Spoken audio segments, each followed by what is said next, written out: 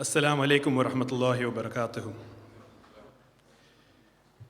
It gives me great pleasure to welcome Sheikh Assim Al Hakeem on behalf of the parents, volunteers, and staff of MANAR Tarbiyah School.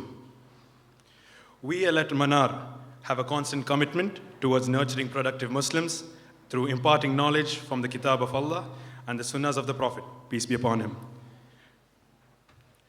I would like to give a brief introduction of Sheikh Assim. Sheikh Assim is of Saudi origin and is a prominent propagator of Islam in English. Sheikh Assim is the Imam of a masjid in Jeddah. Besides speaking at our very own peace convention, Sheikh gives sermons on various Islamic topics. I would first like to call upon Brother Mahmoud Al-Haq for the recitation of Quran. Brother Mahmoud.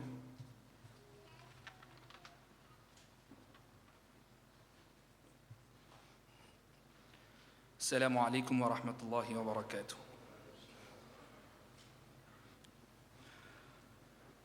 أعوذ بالله من الشيطان الرجيم. بسم الله الرحمن الرحيم.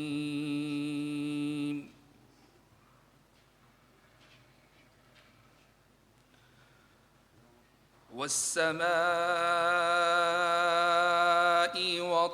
والطارق وما أدراك ما الطارق النجم الثاقب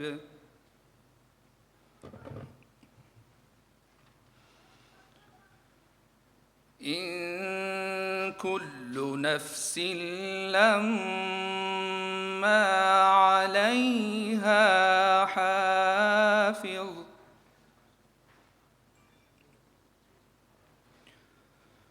فلينظر الإنسان مما خلق خلق من ماء دافق يخرج من بين الصلب والترائب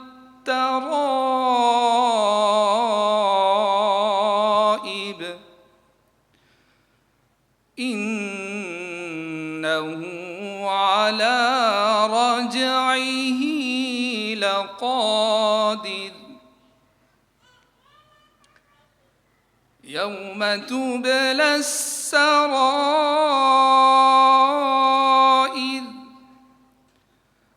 فما له من قوة ولا ناصر والسماء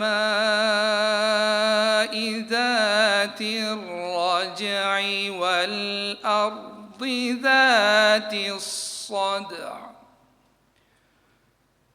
إنه لقول فصل وما هو بالهزل إنهم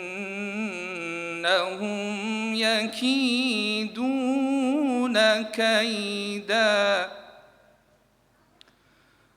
إنهم يكيدون كيدا وأكيد كيدا فمهل الكافرين أمهلهم رويدا. Jazakumullah khair, Brother Mahmoud. Now I request Sheikh Assim to enlighten us with his speech. Sheikh Assim.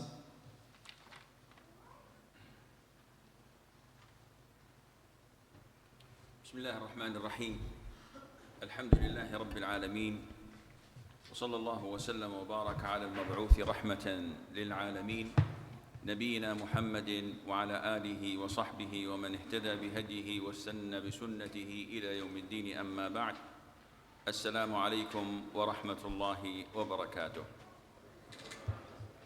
Our topic for this morning is directed to the parents. And the role of parents in Islam is huge and extremely important, to the extent that Allah Azza wa Jal has made the biggest and most major sins in Islam to be disobedient and disrespectful to your parents after shirk. So shirk is number one. The second biggest sin is uququl walidain, to be disrespectful to your parents. And why is that? Because of the great role and importance of the parenthood in the life of an individual. It is so huge as a sin that there is no prescribed punishment in this world. So if you steal, we chop your hand. If you kill, we chop your head. If you are disrespectful to your parents, there is no punishment for you worthy of such a sin in this life. And it would be stored for you on the day of judgment. And parents must be aware of their influence and great role towards their children. Unfortunately, parenthood is like all other matters in life. There are obligations upon you and there are rights of you. As parents, we always demand and acquire our rights. My right over my son to get married and live in my house and serve me and my wife and his siblings and everyone else in the house. His wife is not obliged to do this. No, I'm not going to discuss this. This is our culture, he has to do this. I want my rights, he has to give me money.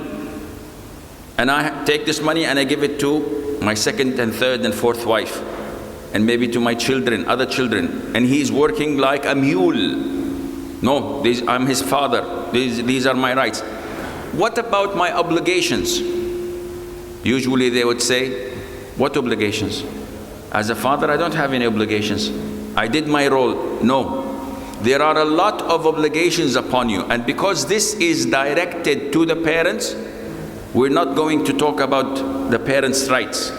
We're going to talk about the parents' obligations. And why do we discuss the parents' obligations? It's very simple. Ask anyone. Do you want your son to pursue a career being, for example, a janitor, or being illiterate, or being a shepherd in the desert?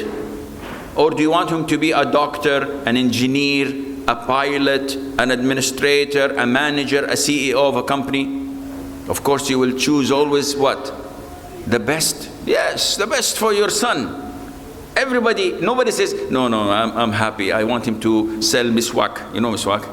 I don't know if it's legal here in the Emirates or not. Nah, they're banning it everywhere, even in Saudi. You cannot buy this. We used to buy it at the doors of the masjids. Now, I'm not going to go into that. Anyhow. So what do you want him to work? What do you want him to do? I want him to have the best. Okay. What about what you invest in him? We have a saying, pay peanuts, get monkeys. When you invest in peanuts, you will not get lions, and you will not get strong things and a good investment of return of investment. You'll get monkeys. So what you invest in your child, this is what you will get. Of course, with the grace of Allah, in the beginning, at the end. But you have to take the means, and that is why they say, what you sow, you shall reap. So if you put seeds of watermelon, you will get watermelon. If you put strawberry, you will get strawberry. Depends on what you sow itself. So what are the rights of my child over me? What are my obligations toward my child, so that he will not be questioning me on the day of judgment? It's your mistake, Father. Right number one, you have to choose the right wife, because she's the mother of your child. Now everybody's looking, so, oh, it's too late, Sheikh. Maybe I can go for a second one.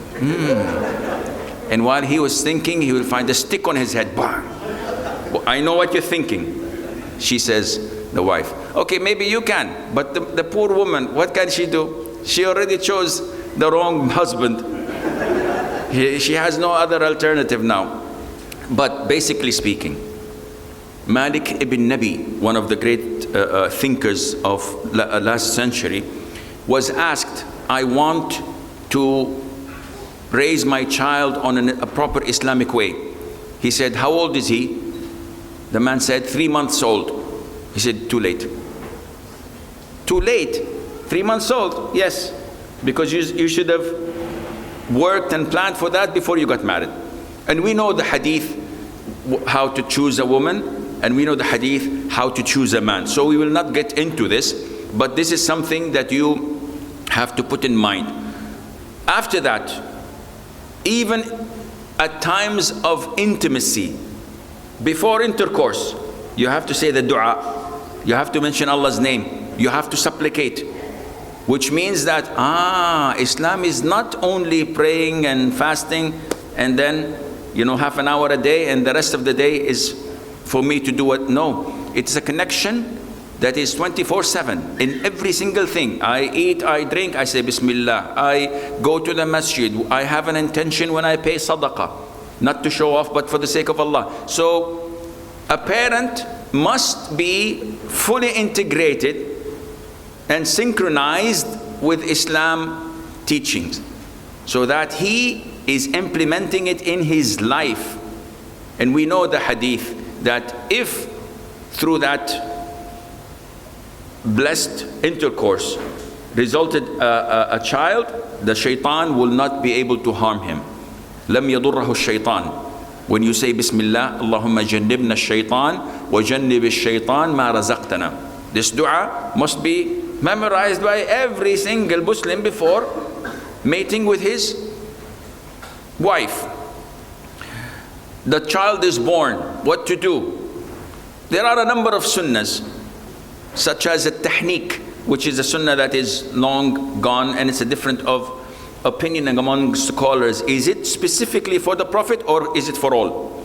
Tahniq, whenever a child was born, they used to bring him to the Prophet ﷺ, and he used to chew a small piece of date until it is almost dissolved. Then he takes it and he puts it at the upper ceiling of the child's mouth. So it's not a big thing, it's not hard, it can easily dissolve in his mouth. So this would be one of the first, if not the first thing to enter the child's stomach. Some say that this is specific for the Prophet ﷺ, others say that it is for all. Also, one of your obligations as a father, to give a good name to your son. And a lot of the Muslims are not doing this. A lot of the Muslims, especially in Arabia, it's a habit that they give the name for their firstborn after the name of the father. And this is no problem if your father's name is Muhammad, Abdul Rahman, Abdullah. There's no problem. But it's a problem when your father's name is Dhib. You know what Dhib is? Wolf. So in Arabia, it's a compliment. If you're aggressive and you cheat people and you beat people, you're a Dhib, meaning you're a wolf. What kind of a culture is this? This is the culture that we bring up our children to be. Be aggressive, be strong, you know, step on people. Don't let anyone step on you. This is un-Islamic. So who cares? We're Arabs. So you have to choose a good name for your son. And a lot of the cultures I've come encountered with, they give 2 or 3 names for an individual. So the young boy is Muhammad Imran Hussein, the son of Muhammad Imran Abdullah, the son of Muhammad Imran Ahmad. So to say his full name, it would take half an hour. And this is wrong. Give him a good name. So some of us may give his daughter a name from the culture, but it is un-Islamic. That's wrong. When the child grows up, he looks up to the name. What's your name? Sa'ad. Oh, Sa'ad.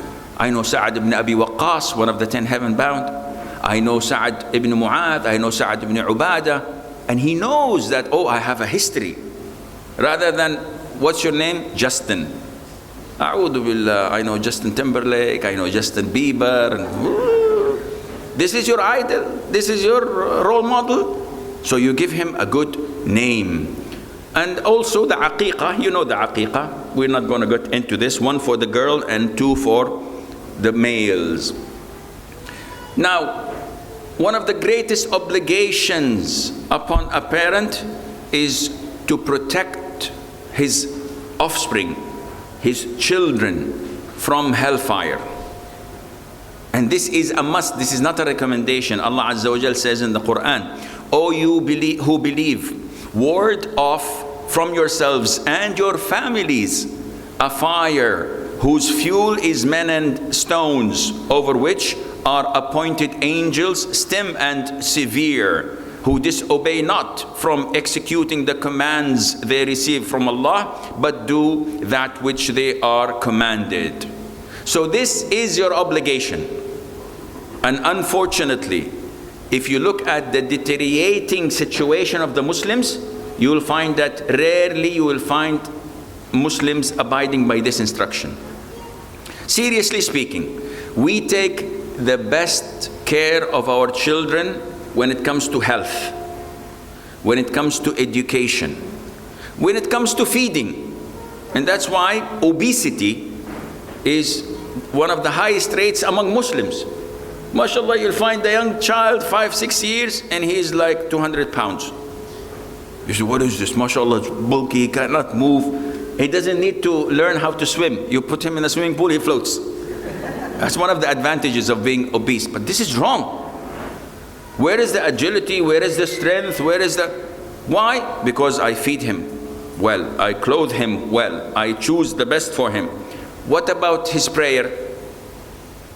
The Prophet says, alayhi salatu wassalam,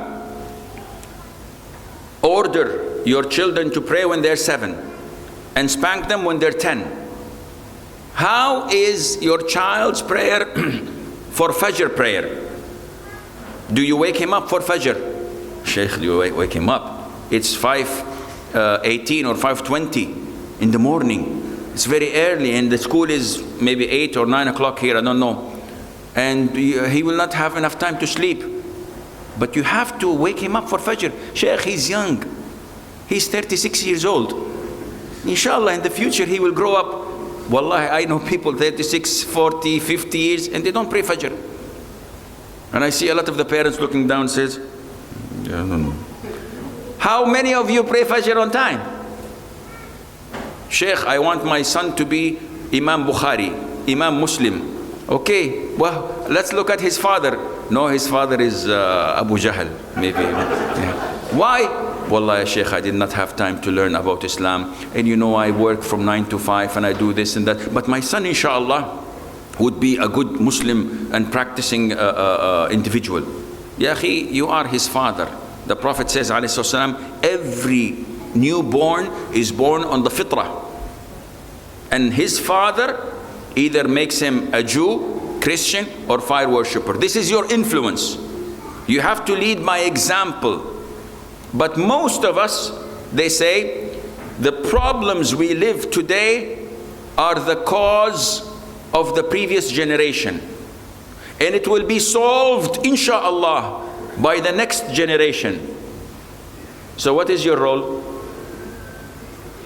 What is your role? If the problem you live in today is the last generation, our parents, and it will be solved by our children, okay, what is our role? We're just watching Sheikh, living the American dream, living the Emirates dream, the Saudi dream, as if we have dream. It's all nightmares.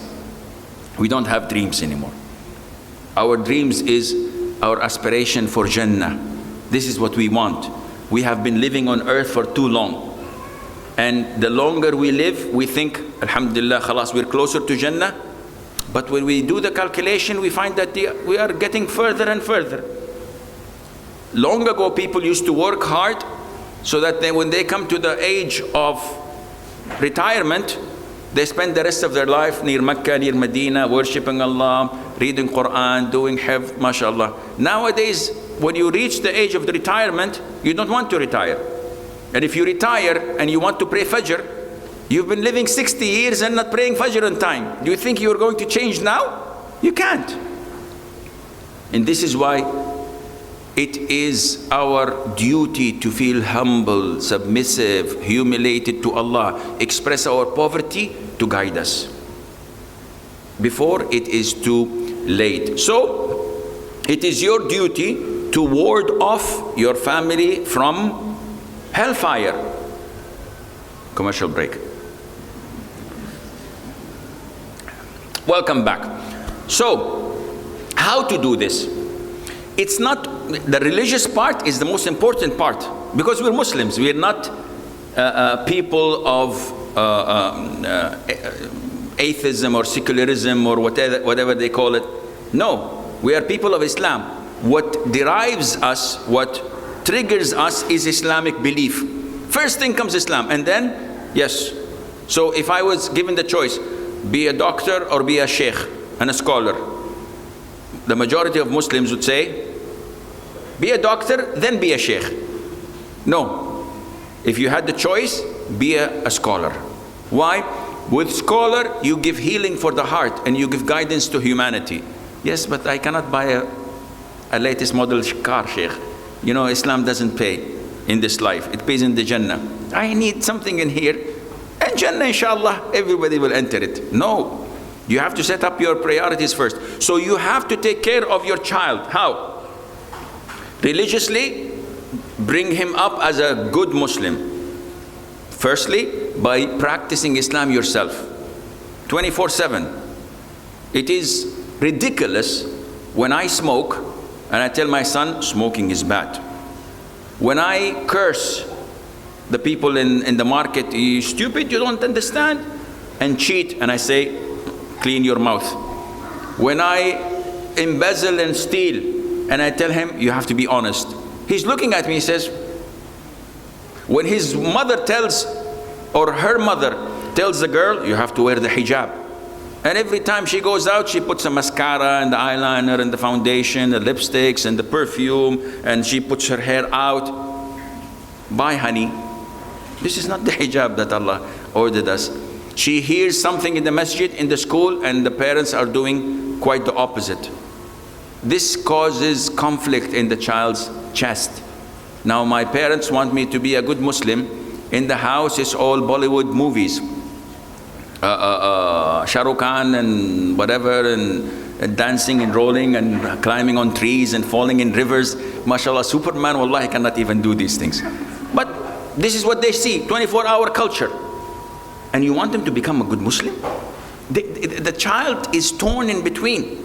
You cannot have this. You cannot do this. You have to be a total Muslim who surrenders his will to Allah Azza wa Jal. If you look in the Quran and the Sunnah, you will find hundreds of verses. Luqman. My father's name is Luqman. And he was advising his son, not me definitely, and not my father. But this is a problem. When I say to people, my name is Asim Luqman Al Hakeem, they say, don't know the Quran. Yeah, we're related. What can you answer people when they ask such questions? A brother was with me yesterday when I'm coming to the airport. We were in the bus going to the airplane in Jeddah airport. So we're in the bus going to the airplane. And he sees me, he says, MashaAllah, Sheikh, where are you going? Where are we going? We are in the bus going to the airplane, going to Dubai. And you're asking me, where are you going? And what kind of a question is this? So, Luqman, what does he advise his son? La tushrik billah. Do not associate others with Allah Azza wa Jal. When was the last time you advised your son like this? And sat with him and told him and brought him with the Islamic character and moral conduct. My son, lying is not good. My son, cheating is not good. My son, being generous, being courageous, being kind, being truthful, and give him examples. Give him quality time. The Prophet ﷺ used to teach the companions how to train their children when they were 7 and 8 years of age to fast. Though fasting is not mandatory, except when they hit puberty, and this is 5-6 years from now. But still, they used to train them, and whenever they cry, they used to give them toys of wool. Why? Because this is what they want their children to believe in. Imagine instructing your child to pray when he's 7 until he is 10. 3 years. Multiply by 360 plus days, multiplied by 5. No spanking, no punishment. It's almost 4,000 plus times. You tell your child, pray, pray, pray, pray, pray. When he's 10, khalas, he's programmed. Some people come to me and say, my child is 4 years of age and I take him to the masjid with me. And I said, wrong, don't take him to the masjid. Why? Because he's not instructed to do this. Yeah, but he loves it. I said, no. Whenever he says, Daddy, take me to the masjid, tell him, not now, not now. Okay, once every month you may take him as for a change if he wants. But you keep on building in him the urge to go to the masjid until he's 7. And he's dying to go to the masjid like a man. When he's 7, he said, now you come to me to the masjid. And take him for Fajr to the masjid. Take him for Asr to the masjid, even if he's sleepy. With love, with care, and he will inshallah never leave salah after that. The Prophet ﷺ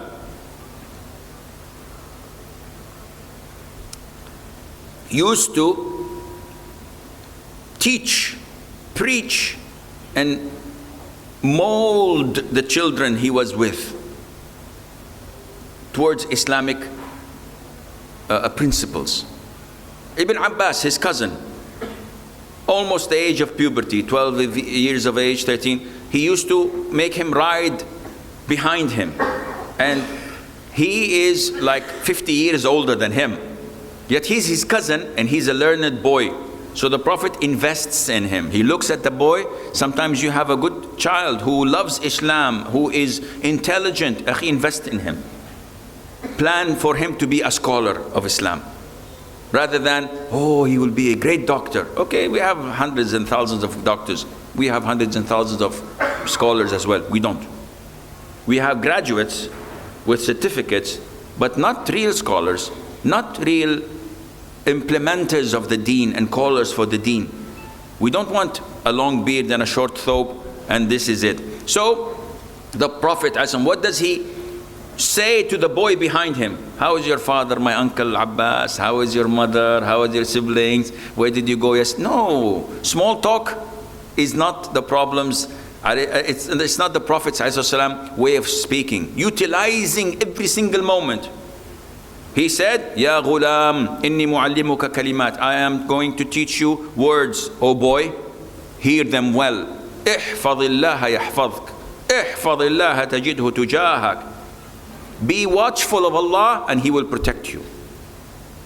Be watchful of Allah Azza wa Jal and you will find Him in front of you. And you know the rest of the beautiful hadith.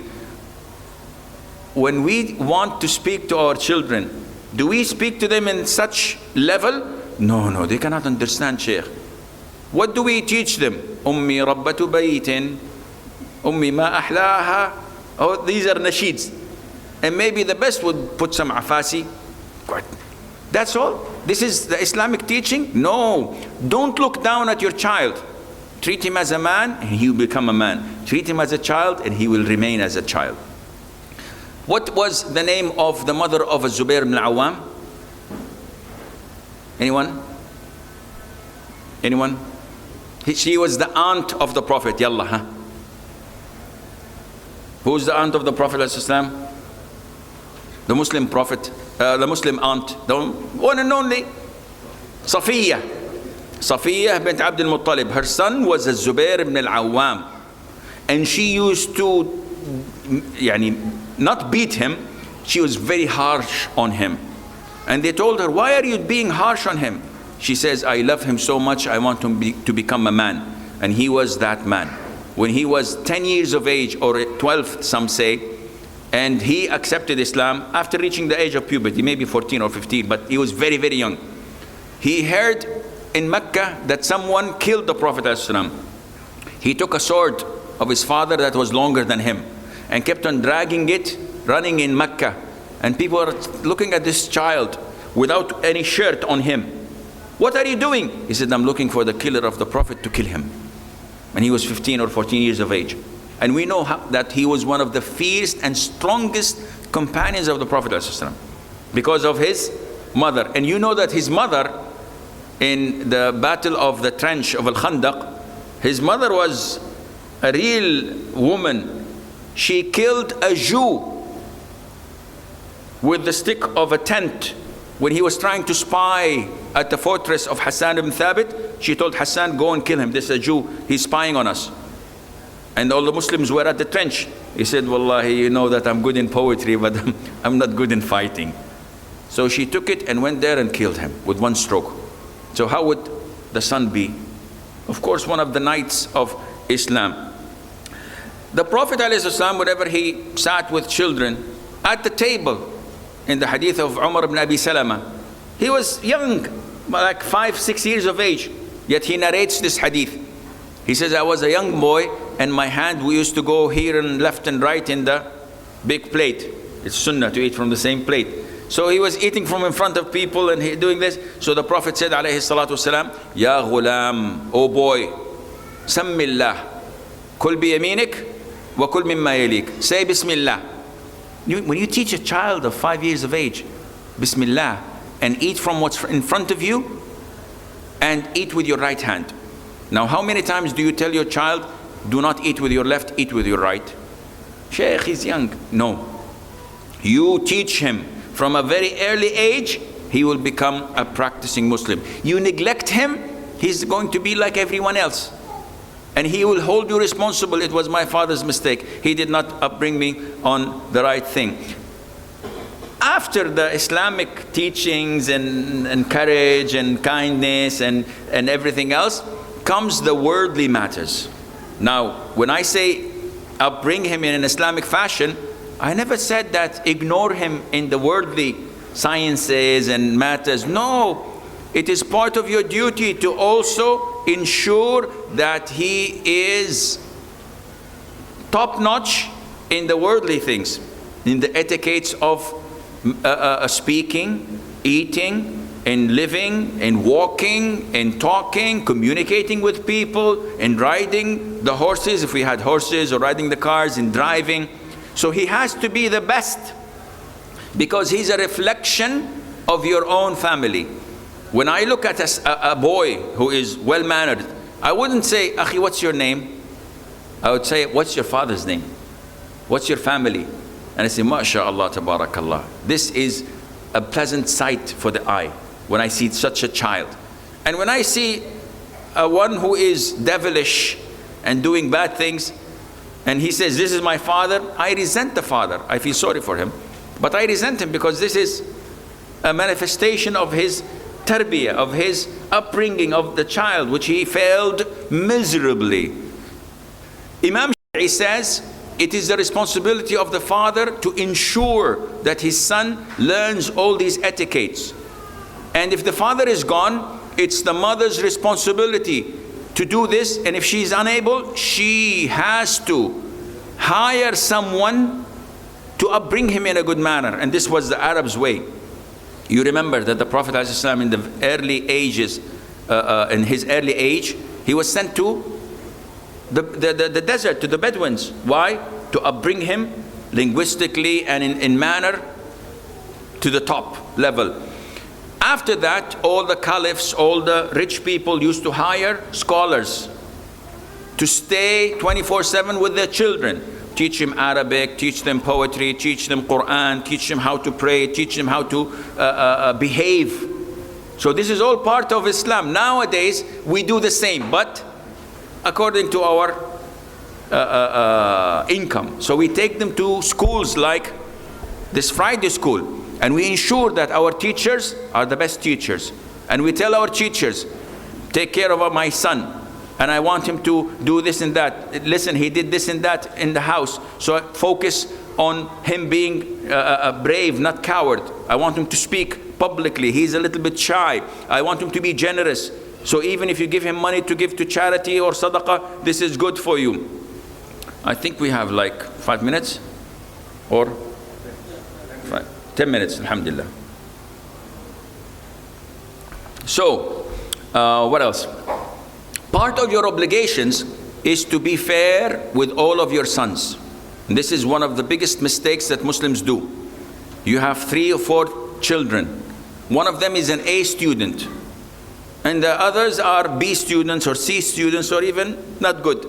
Every year or every semester you give a prize to the A student. MashaAllah, he's best in Quran, he's best in school. What will happen? They will take him one day to the desert to race, and then you will end up finding him in a well. Not promising you that he will become Aziz of Egypt, because this doesn't happen all the time. Now, do you mean, Sheikh, that Prophet Yaqub was unfair? No, he's a prophet, and the son of a prophet, and the son of a prophet. He cannot be unfair to his children, but the love you have and you express is too obvious. It was reported that a man was with the Prophet ﷺ when a boy came, his son. So he took the boy and kissed him and put him on his lap. And minutes later, his daughter came. So he took his daughter and sat her next to him.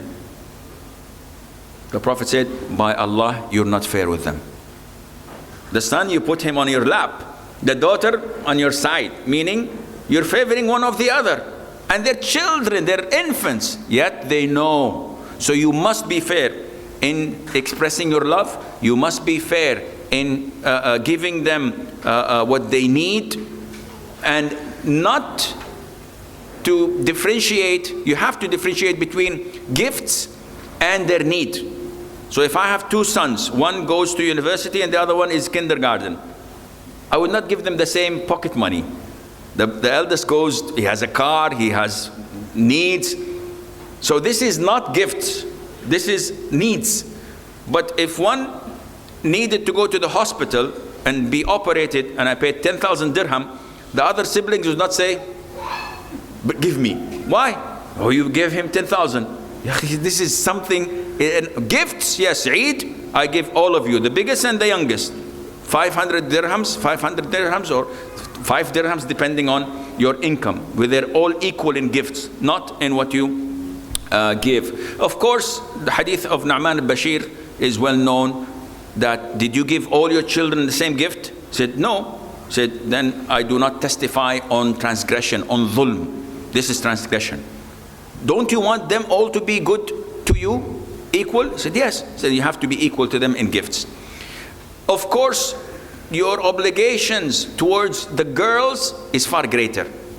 The hadith shows that by nature we are inclined to our sons more. Why? Because they are the bearer of my name. They will help me when they grow up and work and do this and that. The girls usually are neglected, though they are the softest of hearts, and they are usually the one who takes of the father and the mother when they are old.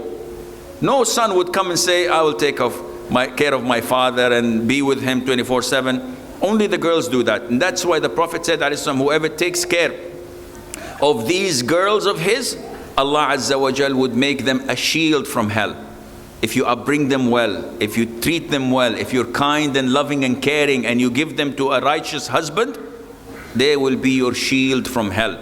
Nothing is similar to that for the boys. Maybe the boys will cause you to go to hell. May Allah forgive us because of what they do. Also, you have to be moderate. A lot of us, and this is an important topic, but there are so many things, not enough time. When we treat our children, I know a lot of the Muslims, they seem to steam off the pressure of work on the children. Of course, when I go to my job, 9 to 5, I have problems with the boss, with the co-workers, with my subordinates, with the clients. When I drive, crazy people drive here in Emirates, you haven't seen a thing. Come to Jeddah. We play like Atari, you know, the chicken crossing and you do this, you do that. It's fun to drive in Jeddah. You have to be a real good driver to not to have an accident. So we are so tensed.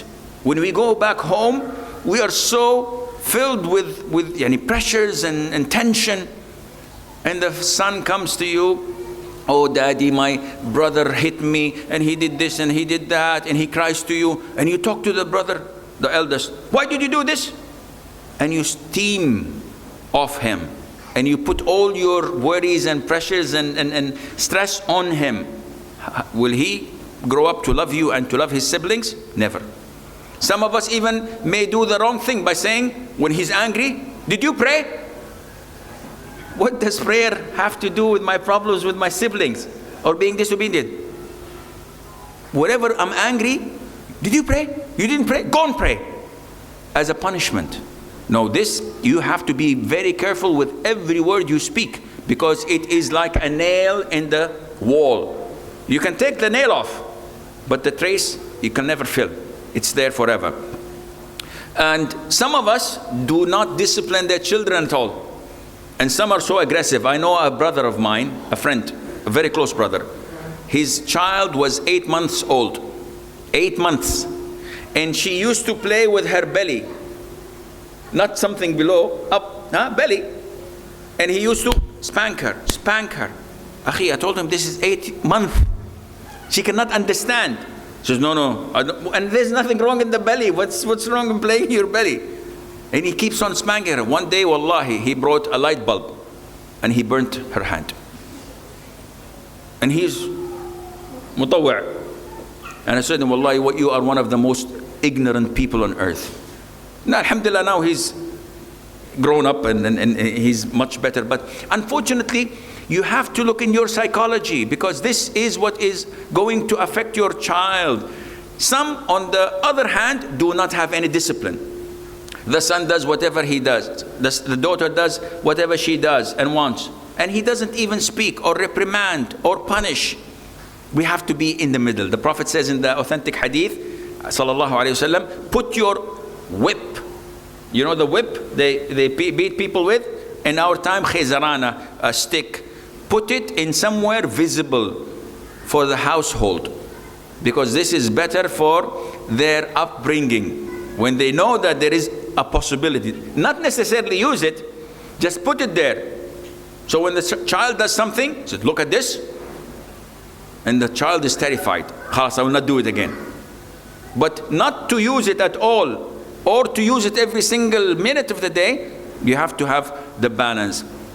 And you have to deal with your children with total and complete unconditional love. He is not your enemy. She is not your enemy. 24/7, love plus love plus love. But be balanced. So even when you reprimand them, you kiss them. Even when you punish them, you encourage them. And not always be negative.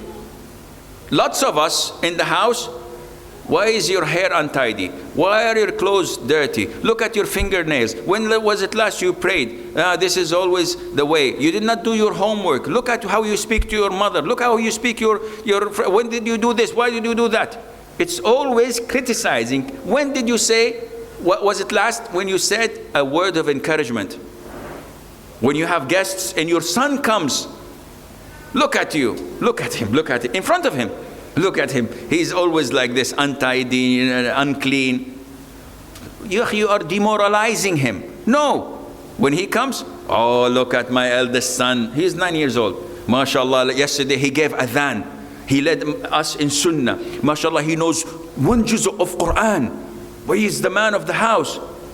How will he grow up to sincerely and really be the man of the house? And I have a lot of things to say, but unfortunately we don't have time. Last thing. I promise, inshallah, I promise. Because I don't have coffee, so khalas. Last thing, never ever give up. رَبَّنَا هَبْ لَنَا مِنْ أَزْوَاجِنَا وَذُرِّيَّاتِنَا قُرَّةَ أَعْيُنٍ. This is the supplication, Surah Al-Furqan, of the righteous slaves of Allah, servants of Allah, Ibadur Rahman. Oh Allah, grant us from our spouses and offspring a satisfaction to the eye, قُرَّةَ أَعْيُنٍ, and make us imam to the believers. So in your supplication, in sujood, in fard or in sunnah, always humbly ask Allah, express your poverty, that make me and my offspring leaders, imams for the humanity, and supplicate to your child every single day, because your supplication is heard and it will be answered. And I pray to Allah Azza wa Jal that He makes us among the outstanding parents, not for the sake of people pointing out at us and say, MashaAllah, he's outstanding, but rather, as the Prophet said, alayhi salatu wasalam, and this is one of the return of investment. A big return of investment is when you are in your grave, you find that windows of paradise are being opened. Allah, where is this coming from? I didn't do this. And they tell you, this is because of the supplication of your son. When an individual dies, all his good deeds are cut off except 3. One of them, وَوَلَدٍ صَالِحٍ يَدْعُو لَهُ, a righteous offspring, whether boy or girl, that supplicates to you when you're dead. So look at your legacy. When you die, will they pray to Allah, or will they curse you while you are dead in your grave? هذا والله أعلم ونسبة العلم إليه أسلم. صلى الله وسلم وبارك على عبده ورسوله نبينا محمد والسلام عليكم ورحمة الله وبركاته.